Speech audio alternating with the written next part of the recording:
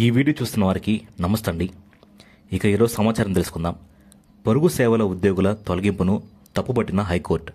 కర్నూలు, గుంటూరు ప్రభుత్వ ఆసుపత్రుల్లో పొరుగు సేవల అవుట్సోర్సింగ్ కింద పనిచేస్తున్న పలువురిని తొలగిస్తూ 2021లో సంబంధిత వైద్యశాలల సూపరింటెండెంట్లు జారీ చేసిన ఉత్తర్వులను హైకోర్టు తిరస్కరించింది. AP corporation for outsourced services APCOS కింద ఆ ఉద్యోగులు సర్వీసులో కొనసాగించాలని స్పష్టం చేసింది. 2020 జూలై నుంచి 2021 అక్టోబర్ వరకు ఉద్యోగుల తొలగింపు తేదీ, జీతం, బకాయిలతో పాటు ఈఎస్ఐ, ఈపీఎఫ్ తదితర ప్రయోజనాలను కల్పించాలని స్పష్టం చేసింది. మరోవైపు తమ ఉద్యోగాలను క్రమబద్ధీకరించాలంటూ పిటిషనర్లు చేసిన అభ్యర్థనను హైకోర్టు తోసిపుచ్చింది. హైకోర్టు న్యాయమూర్తి జస్టిస్ కె మన్మథరావు గారు ఇటీవల ఈ మేరకు తీర్పు ఇచ్చారు.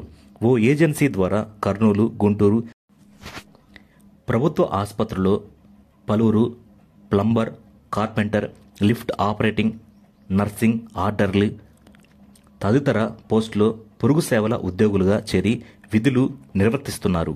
2019 నవంబర్లో రాష్ట్ర ప్రభుత్వం ఆప్స్కాస్ కింద తీసుకొస్తూ 2021 ఏప్రిల్లో ఉత్తర్వులు ఇచ్చారు.